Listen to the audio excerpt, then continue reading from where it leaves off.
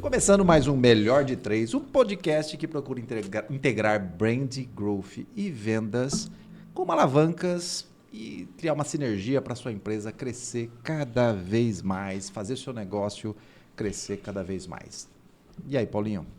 Vamos lá? Bora!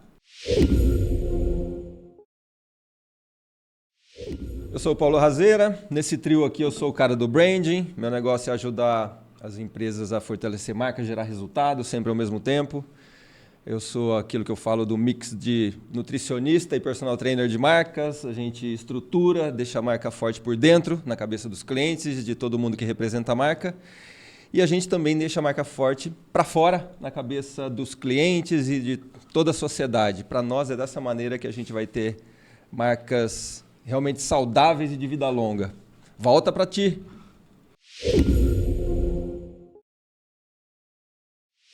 Eu sou o cara do Growth Marketing. O nosso objetivo é ajudar as empresas a crescerem. Descobrir aí alavancas que podem fazer com que as empresas cresçam continuamente. Eu acredito muito que a empresa precisa pensar e ter a mentalidade de crescimento, porque isso é uma estratégia de sobrevivência.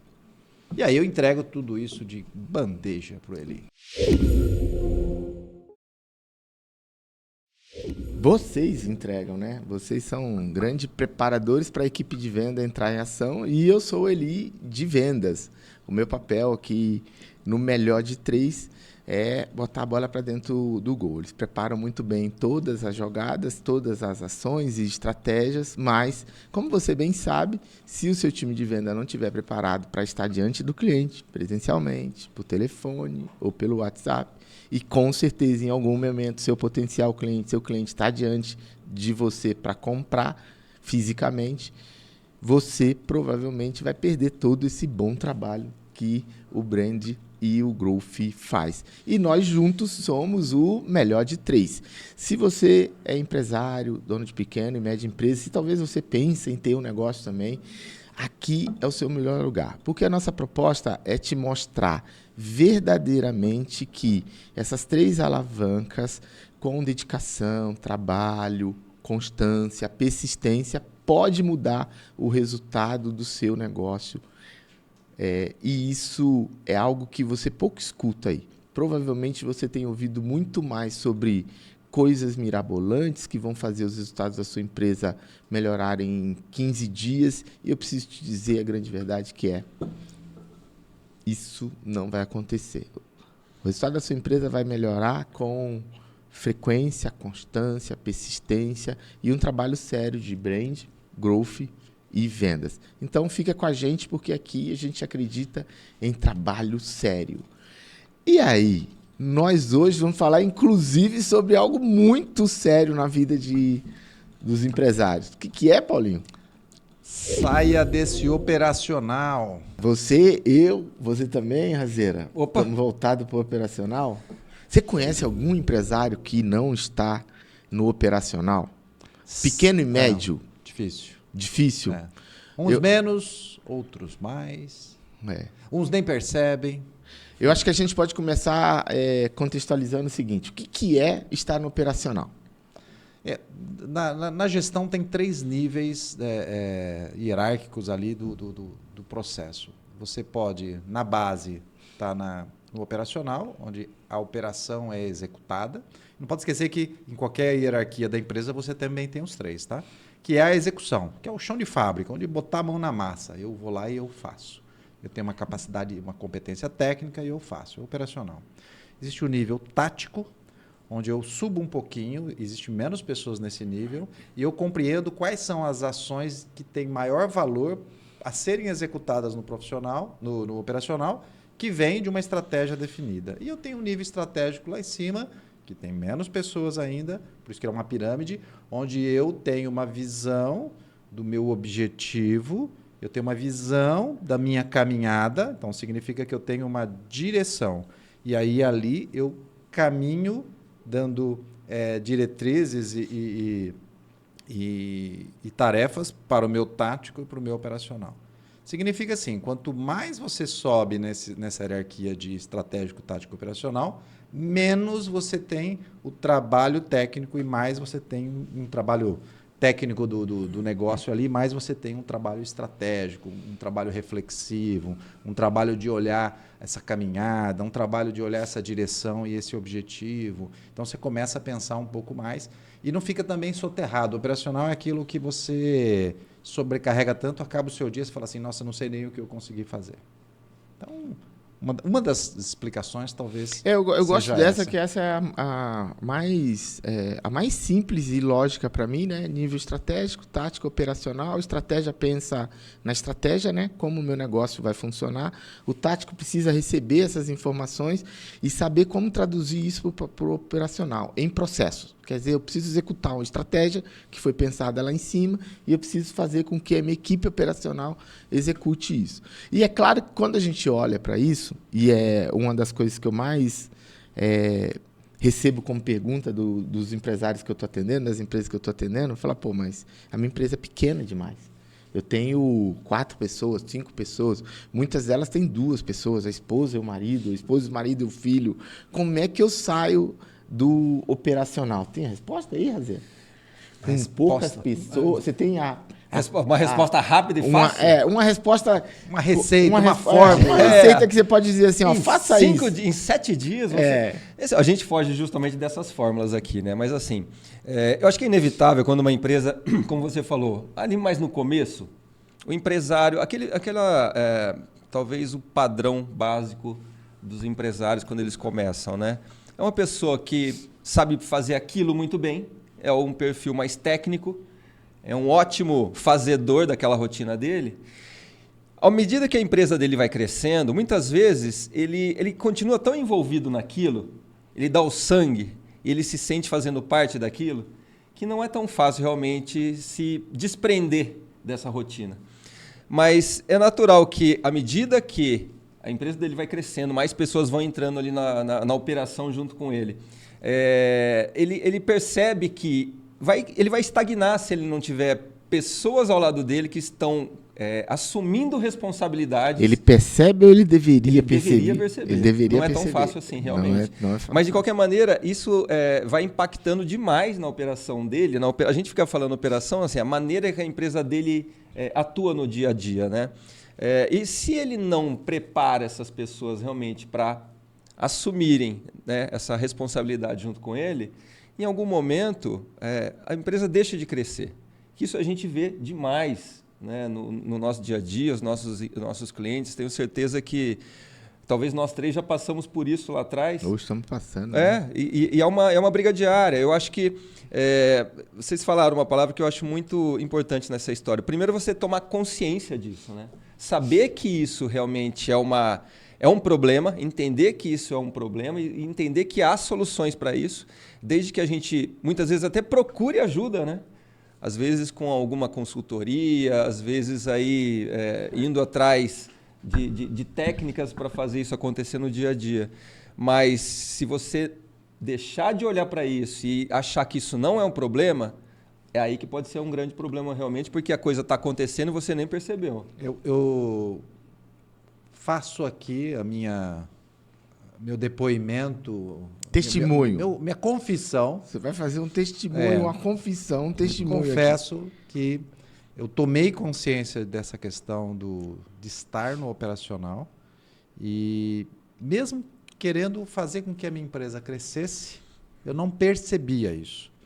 E eu vejo hoje que o sofrimento de quem está no operacional querendo fazer a sua empresa crescer é muito grande, porque ele não compreende que ele precisa fazer algumas modificações que muitas vezes é deixar de lado algo que ele gosta muito de fazer. Então, quando ele começa o negócio dele com essa competência técnica, né? A dona Maria que sabe fazer um bolo e ela faz um bolo tão bem na casa dela que, de repente, todo mundo fala que o bolo dela é tão bom que ela deveria abrir uma loja de bolo. Quando ela abre uma loja de bolo, ela descobre que ela tem que comprar, ela tem que pagar aluguel, ela tem que cuidar de financeiro, ela tem que cuidar da contabilidade, aí ela não consegue fazer o bolo tão bem. E aí ela está sobrecarregada com isso, aí ela não consegue fazer, porque ela tem que vender esse bolo também. E aí o crescimento dela, da empresa depende dela sair da cozinha fazendo bolo, né? Então, o crescimento depende de você abandonar a competência técnica que você gosta tanto e é apaixonado para cuidar das competências do empresário, que estão relacionadas à questões estratégicas e as questões da gestão. Então, isso é muito difícil, isso é muito dolorido, porque você começou o seu negócio gostando disso.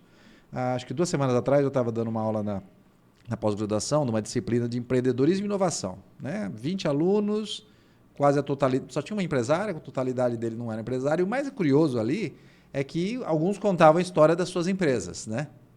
E um deles falou um pouco sobre isso, que o dono da empresa, a empresa já tinha 30 colaboradores, o dono da empresa, quando um dos funcionários técnicos não estava fazendo muito bem, executando muito bem o operacional, ele puxava ele de lado e dizia assim, não, deixa que eu sei fazer isso melhor. E esse cara vai sempre fazer isso com o ego inflado, achando que eu sei fazer melhor, eu comecei essa empresa. E aí ele tira o colaborador de lado, vai lá e executa, não deixa ele errar, não paga esse preço e nunca vai crescer. Por quê? Porque ele vai fazer isso mais uma vez, outra vez, e ele não vai mudar o jogo. E aí eu vou jogar a bola para vocês, porque o mudar o jogo, na minha opinião, ele está relacionado a estruturar a empresa, os processos, e capacitar as pessoas para elas terem autonomia. Estruturar os processos, documentar os processos e capacitar. Para mim, o nome do jogo é esse. É isso que vai resolver o começo de tudo para essa empresa crescer. Eu acho que essa tua forma de colocar, né, Paulo, é a naturalidade que a gente encontra por aí, né? Eu falo assim, Razeira, eu acho que a gente tem lá próximo de 120 projetos realizados de consultoria de vendas e gestão comercial. Eu não me lembro de ter encontrado uma empresa que a gente atendeu que ela foi construída com um planejamento. Todas elas viraram empresas a partir de uma venda que virou um negócio e depois se transformou numa empresa. Então, qual que é a primeira grande mensagem que eu teria para compartilhar? Isso é natural. O que a maioria dos pequenos e médios vivem de entrar no operacional, de não conseguir sair, de só ele sabe como ele faz, só ele acredita que da forma que ele faz é a melhor maneira, gostar muito de fazer o que ele faz e acaba só fazendo aquilo, é natural. A brincadeira que eu faço isso precisa deixar de ser normal. Sim. É natural, aconteceu, beleza, mas isso precisa deixar de ser normal. E aí, vem algumas coisas que eu sei que a gente passou por esses ensinamentos, nós 3 passamos. Isso nem quer dizer que a gente não viva tanto no operacional. Perfeito. É que talvez a gente tenha consciência e saiba que agora a gente precisa sair cada vez mais. A primeira coisa tem a ver com quando a gente constrói o negócio, quando o empresário constrói um negócio, né, quando um dono de negócio, cara, ele quer pagar as contas. Ele constrói muito pensando ali, eu quero pagar as contas, vou cair de pau nisso aqui, vou vender, fazer o que eu preciso fazer. E ele deveria responder aquela perguntinha que a gente comentou, né, Paulo? Que posição eu quero ocupar aqui nesses 4 quadrantes? Eu quero ser empregado da minha empresa, eu quero ser um especialista da minha empresa, eu quero ser o dono da minha empresa, eu quero ser o investidor do meu negócio. Né? E por que isso é importante? Porque o empregado vai trocar tempo por dinheiro. O especialista, ele é especialista em alguma coisa. Ele não tem conhecimentos gerais, ele tem conhecimentos especiais. E, normalmente, ele adora o que faz, mas ele não está disposto a fazer outras coisas. E o dono, ele transcende a barreira do produto, do negócio, porque ele é uma pessoa que gosta de montar equipes. Ele é especialmente hábil em montar boas equipes, que tem a ver com os processos, tem a ver com colocar as pessoas no lugar certo e tal.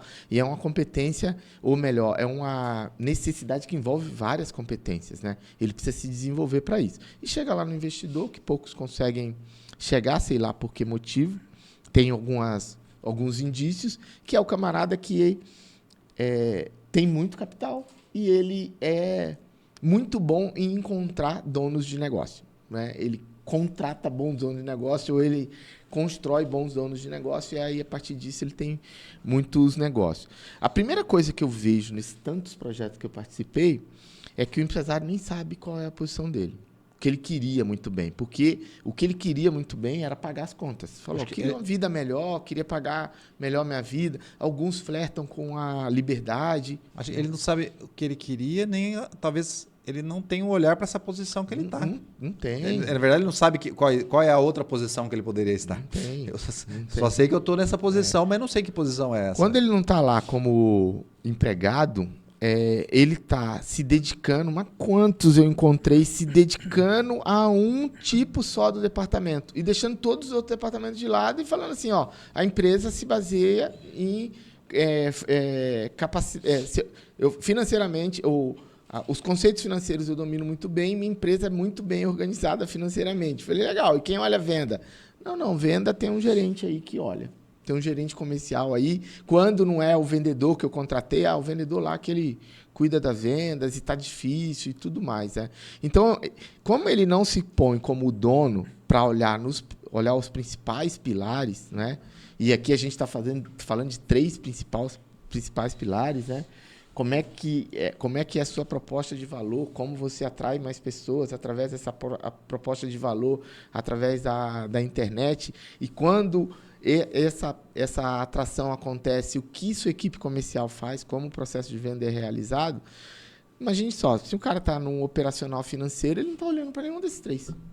Né? Você falou uma coisa interessante, né? Essa questão do investidor, você tocou nesse assunto. Uma coisa que acontece também quando o empresário está ali só no operacional, a empresa fica tão dependente dele. Você imagina, você investiria numa empresa que depende 100% do dono estar ali operando, senão a empresa não funciona, né? Fica muito mais difícil ele pular para esse nível do investidor que você comentou e também fica muito difícil ele de atrair investidores, ele atrair pessoas que vão olhar para a empresa dele, muitas vezes numa lógica de fazer ou comprar a empresa dele para aumentar ou fundir a empresa dele. É um movimento muito comum no mercado, né? Fusões, aquisições e tudo mais. Mas fica difícil até as pessoas que trabalham para ele olharem ali e falar, será que eu tenho futuro aqui dentro realmente? Será que eu vou crescer aqui dentro? Será que eu consigo me desenvolver o suficiente? Que eu vou... Ele vai me dar espaço, né?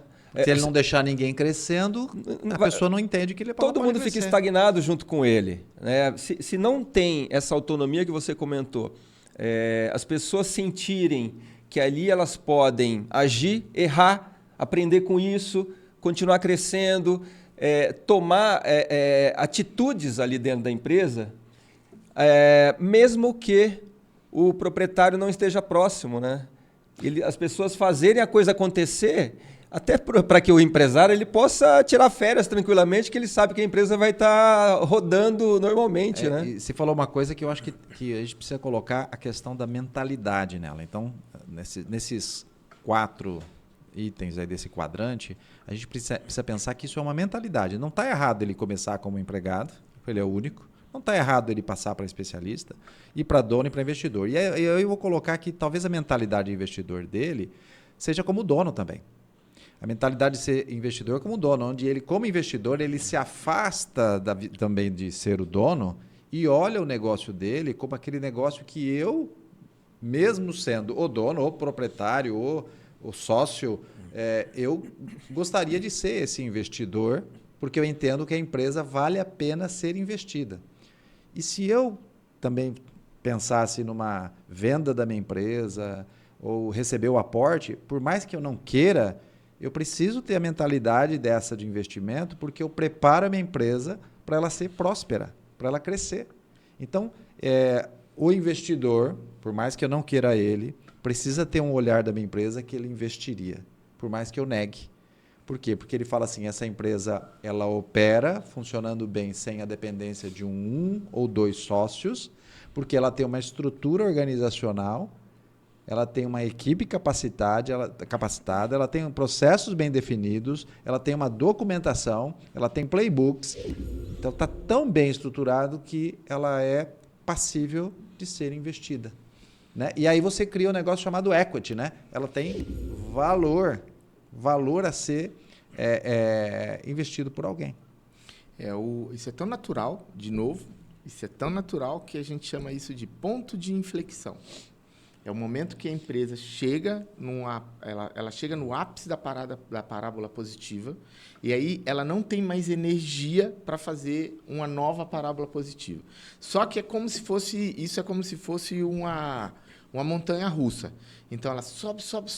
Quando ela chega no pico da montanha, o carrinho não tem freio. Ela precisa tracionar de novo para fazer outra parada positiva. Ela não vai conseguir ficar parada ali. E como ela não consegue ficar parada e nem tem força para fazer outra parada positiva, o que acontece? O carrinho começa a descer. Então, a gente chama de ponto de inflexão. E o empresário sagaz, o empresário astuto, ele se liga que os recursos que ele tinha para fazer a empresa tracionar foram utilizados. E, beleza, ele precisava estar no operacional, precisava trabalhar 15 horas por dia. Ele estava em várias caixinhas do operacional, vendedor, assistente financeiro, ele era o gerente comercial, ele era o gerente financeiro, ele era o diretor de marketing e ele é o presidente da empresa. Tá. Mas agora, para eu crescer para um outro nível, não dá para eu ficar com esse organograma. Eu tenho que começar a colocar pessoas nesse organograma aqui. E aí, o ideal é que esse planejamento começasse antes. Porque se não começar antes, o carrinho não tem freio. Ele vai começar a descer, e aí você vai ter que mergulhar de novo e tentar subir outra vez. E a gente sabe como é difícil quando a gente mergulha para subir de novo. Aí eu venho e falo para vocês sobre conhecimento do empresário. Paulo fala muito desse amadurecimento, né?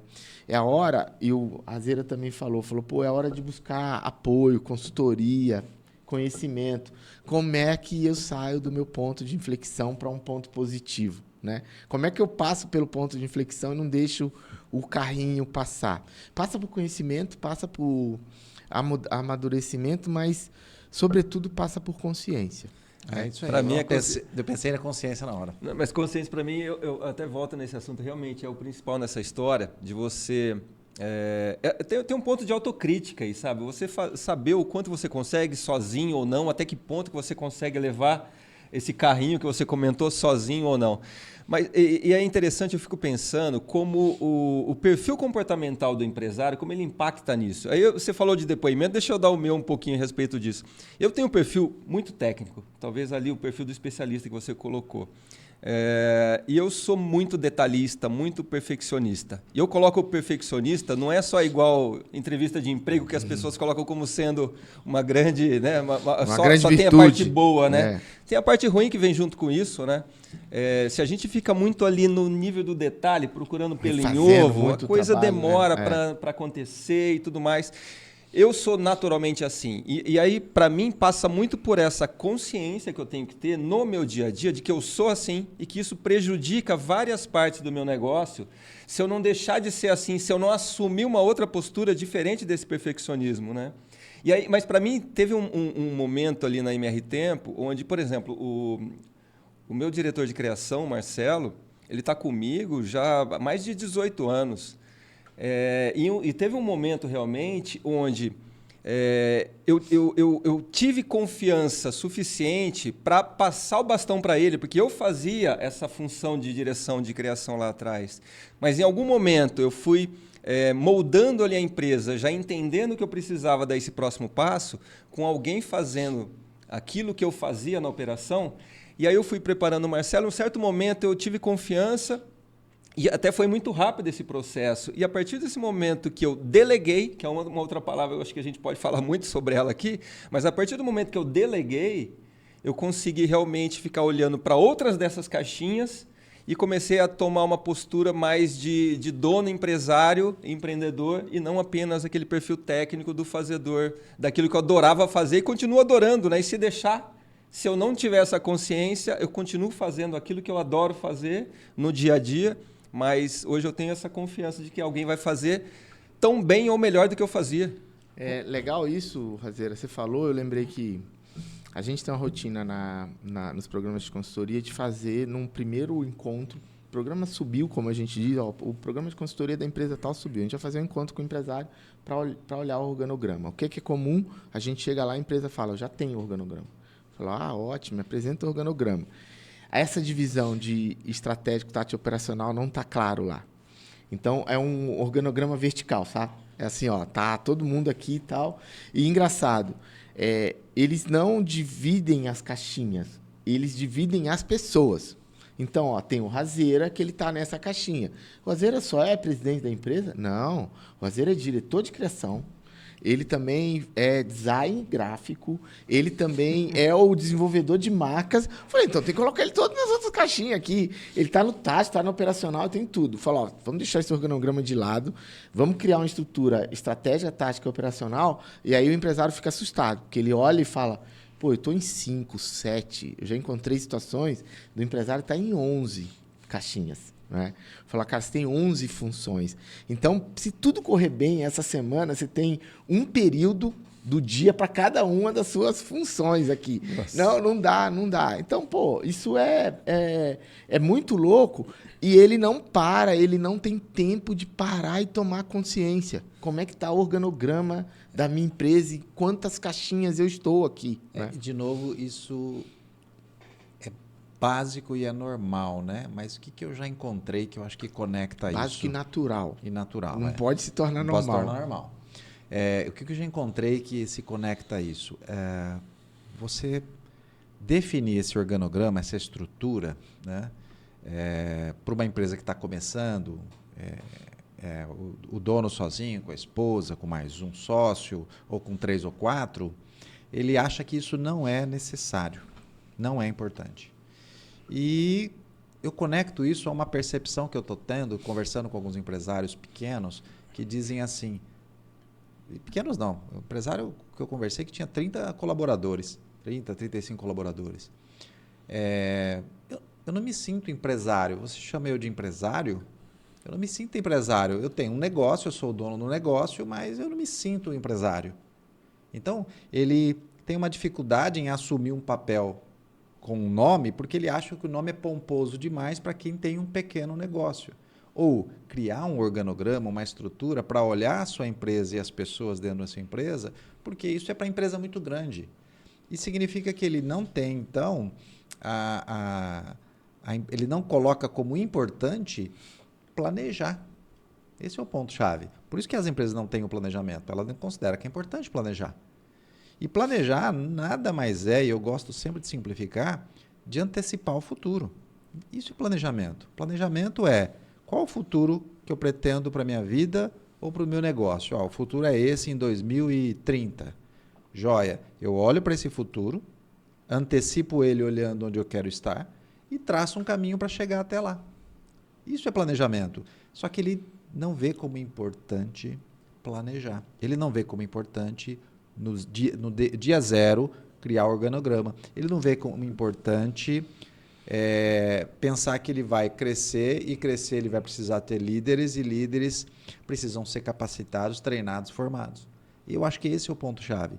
Por ele não se sentir o empresário desde o dia zero. Por ele se sentir ainda o cozinheiro que montou um restaurante, o técnico que montou uma empresa, a Dona Maria que faz bolo, apenas uma cozinheira que faz bolo, uma confeiteira, e não se sentir desde o dia zero empresário. Tomar para si a importância de ser empresário e falar assim, bom, sendo empresário agora, eu vou planejar adquirir as competências de ser empresário. Ele não tem consciência sobre isso. Então, a grande pergunta a ser respondida pelos empresários é, seu negócio é replicável? Certo? Se o seu negócio não é replicável, e é importante a gente lembrar o seguinte, um negócio replicável não é porque ele vai se replicar. Não que precisa, É não. porque se ele é replicável, ele é perene. Ele vai ter longevidade. Se ele não é replicável, pô, se eu não tenho a vertente da multiplicação, eu posso dizer até que eu não estou vivo, né? Pô, esse negócio não está vivo porque ele não vai se multiplicar, ele não pode se multiplicar. Só o fato dele poder se multiplicar, de se replicar, A multiplicação em potencial. em potencial. O crescimento sempre em potencial. Eu preciso saber que eu posso crescer. Né? A árvore para semente, né? A planta para semente. É isso aí. Saber, eu sou uma sementinha, mas a sementinha vai chegar lá. Aquela história, aquela frase clássica, né? Tudo aquilo que não está crescendo está morrendo.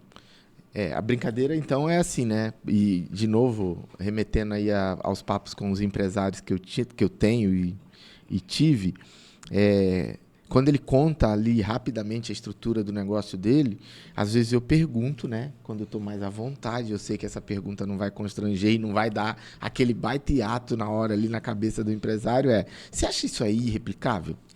Você acha esse negócio aí replicável, né? Essa estrutura que você me contou aí, você tem coragem de replicar ela em outro ambiente físico, em outra cidade? Presença. É impossível, porque ele fala, não, mas eu não tenho como colocar em outro lugar porque eu sou fundamental aqui. Né? Eu acho que foi citado até anteriormente. Isso passa para a empresa ser replicável, para ela ser escalável. Isso passa por organizar os processos. Primeiro ter os processos, depois documentar esses processos e que todo mundo conheça esses processos. Né? Os processos eles não podem estar na cabeça das pessoas. Tem que ser algo que está documentado, tem que ter as diretrizes muito claras e todo mundo que entra na empresa vai conseguir replicar para essas pessoas, transmitir para essas pessoas esses processos, como é que funciona cada uma dessas partes da operação, de modo que essas pessoas elas consigam ter essa autonomia para fazer mesmo sem ninguém estar olhando para elas. Né?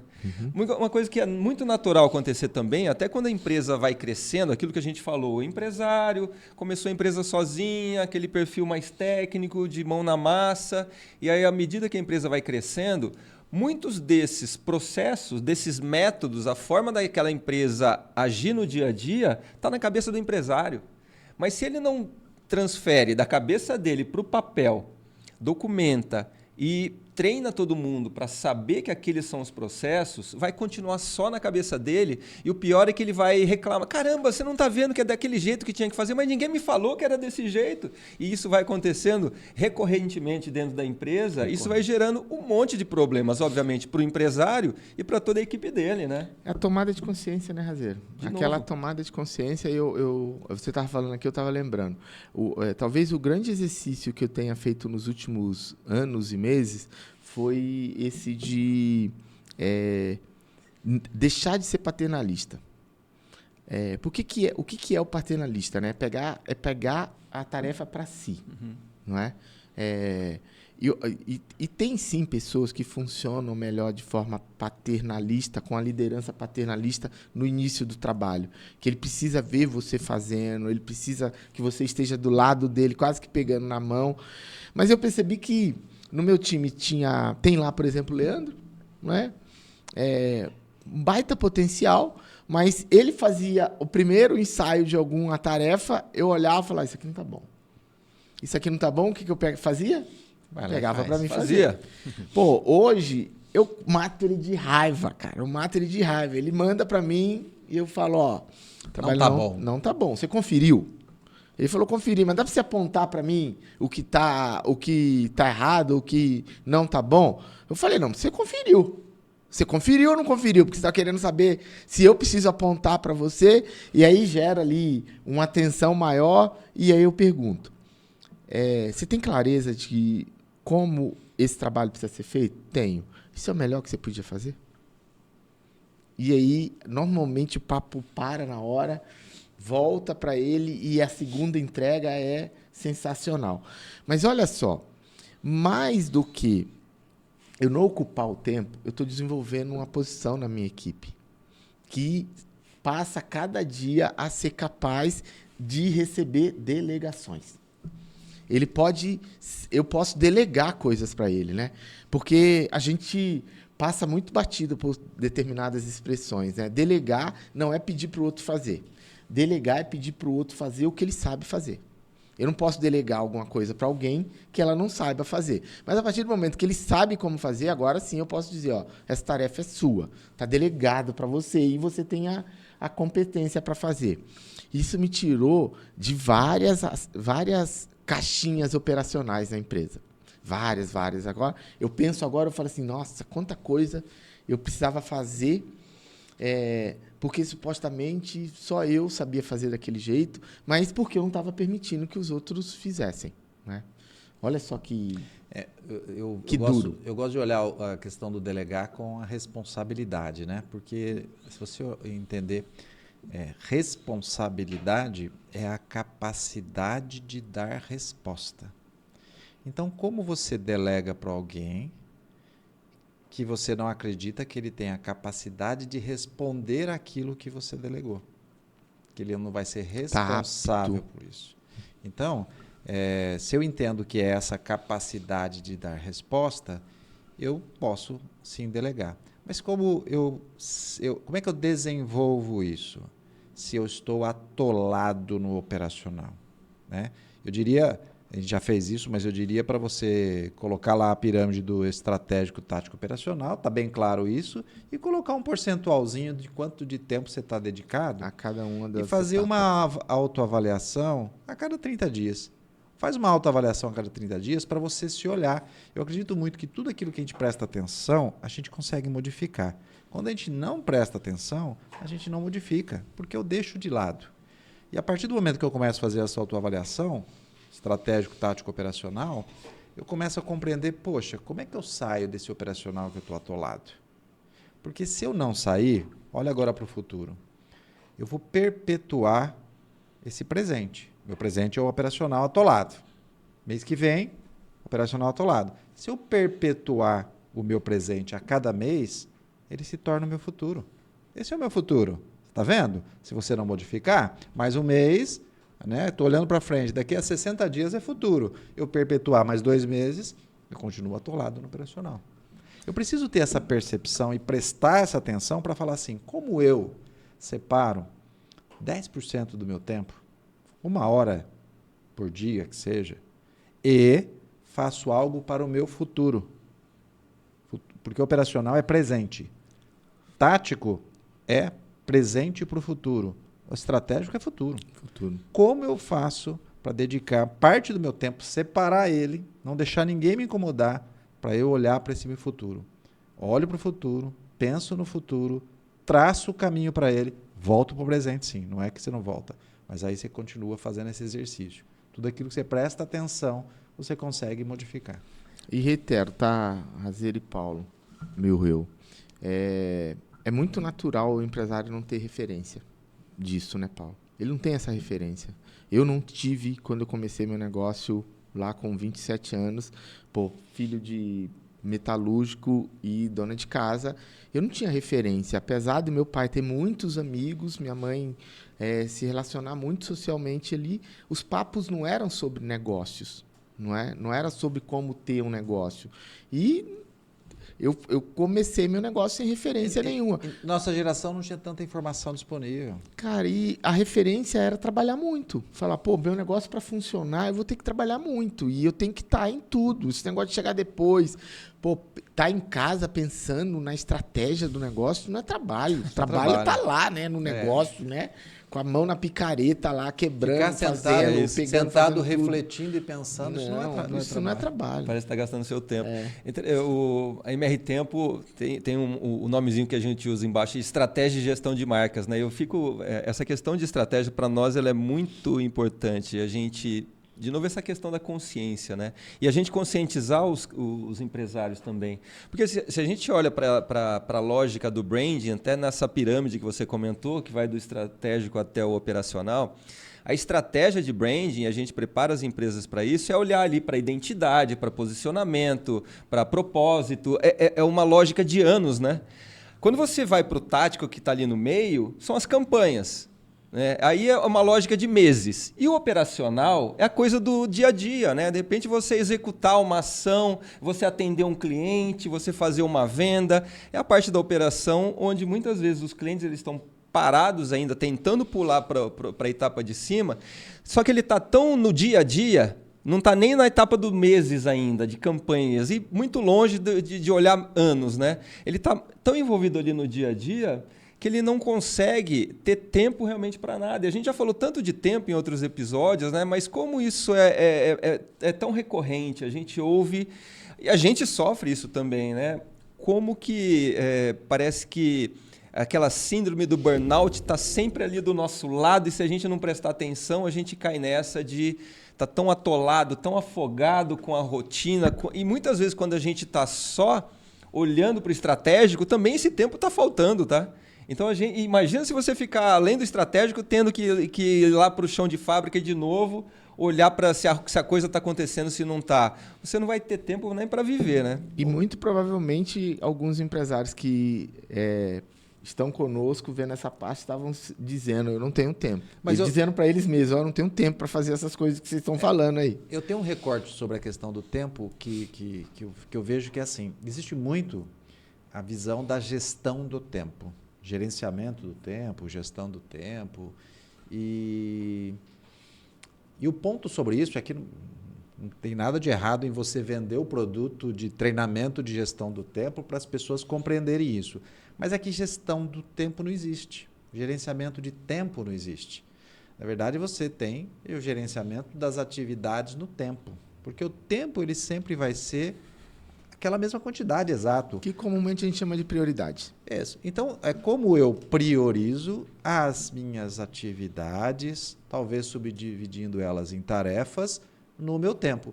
E fazer isso é eu planejar e fazer essa autoanálise constante daquilo que eu executei e melhorar o meu processo continuamente. Da gestão dessas tarefas e das prioridades no tempo. Porque o tempo sempre vai ser o mesmo. É por isso que alguns conseguem fazer tanto e tão bem no mesmo tempo que o outro, porque todos temos o mesmo tempo. Tem a ver claramente com prioridade, né? Sabe, desculpa. Pois não, Paulo. A gente fica falando do empresário, né, de ele conseguir delegar, mas ele tem que preparar a empresa dele também para que ele tenha líderes que saibam fazer a mesma coisa. Perfeito. E a gente sempre fala também, a questão assim, o melhor líder é aquele que forma outros líderes dentro da empresa e ao longo do tempo ele vai se tornando dispensável, sabe?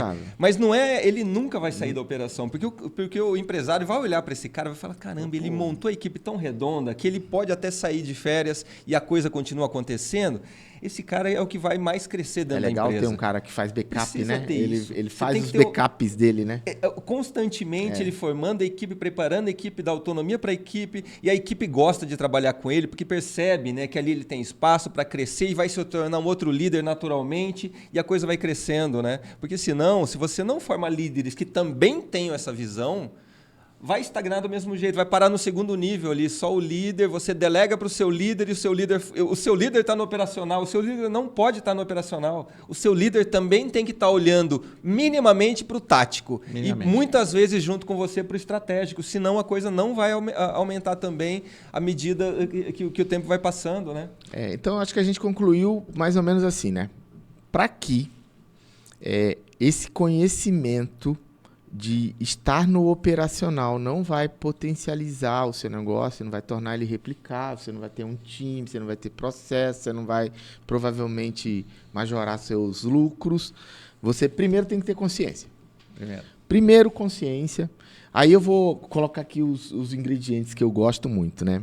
Depois da consciência, no humano, tem o período de aceitação.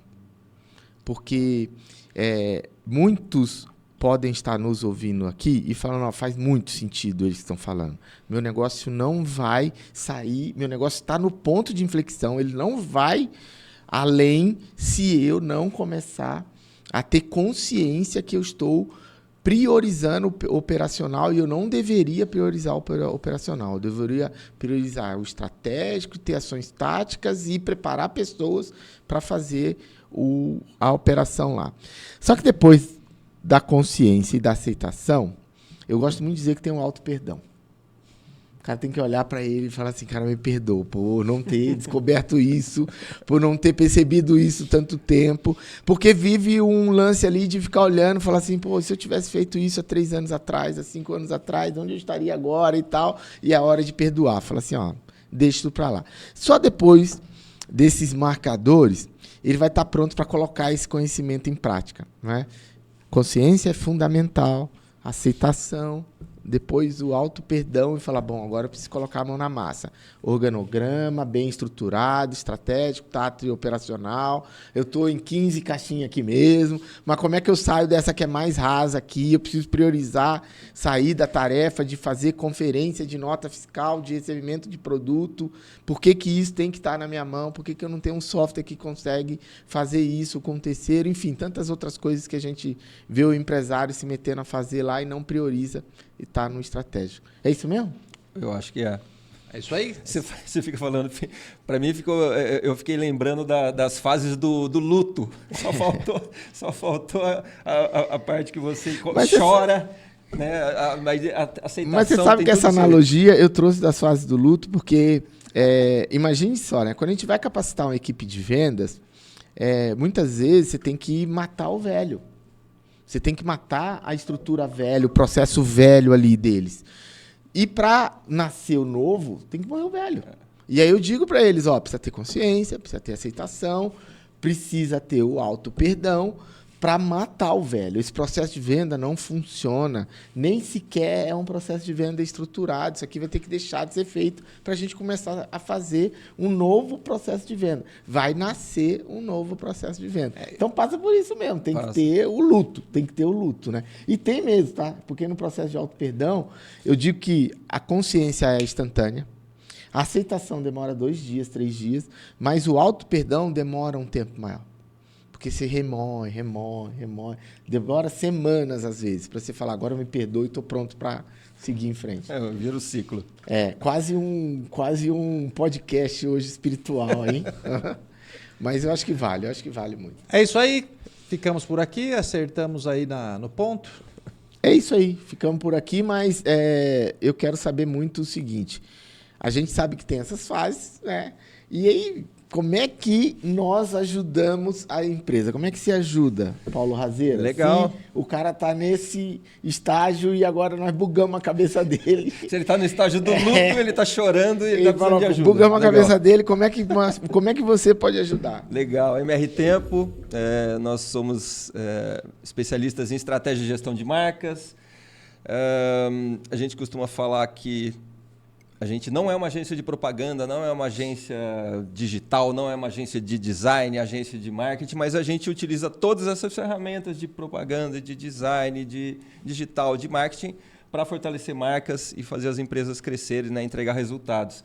A gente utiliza isso aí através de um mix de ciência e criatividade, junta essas duas áreas aí para a gente fazer com que as empresas tenham marcas atraentes, inesquecíveis e equipes produtivas e motivadas. Para nós, essa é a nossa razão de existir. Fala da REC. Na REC a gente tem uma crença muito forte que são as empresas que crescem continuamente que podem transformar a sociedade. E esse empresário por trás dessa empresa, ele é importante que ele tenha essa consciência, que a gente falou aqui bastante, porque ele é que vai impulsionar essa empresa para crescer. E a empresa é um grande projeto social. Na REC a gente ajuda as empresas com o Growth a crescerem, não só as empresas, mas também os empresários. Então a gente utiliza de soluções de marketing digital, de estratégia, de comunidades agora e também na área educacional. Esse é o nosso foco. E tudo isso preparando o empresário para que ele possa cada vez vender. E aí, o que a Jump faz? Entra a Jump em campo. A Jump é uma consultoria de vendas e gestão comercial. Eu gosto muito de dizer que a gente não é uma consultoria empresarial, a gente é uma consultoria especializada em vendas e gestão comercial.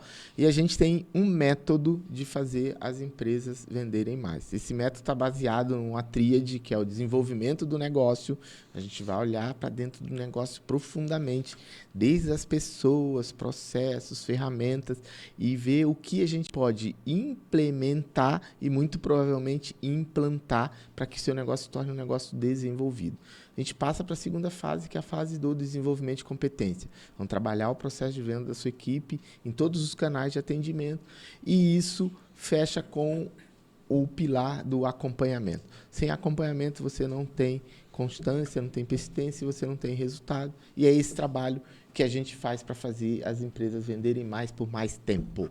Maravilha. É isso aí. Ficamos aqui então. Ficamos. Mais um episódio do Melhor de Três, o podcast que busca integrar brand growth e vendas como alavancas para o crescimento do seu negócio. Acompanhe, fique com a gente aqui que logo mais tem mais conteúdo. Até mais.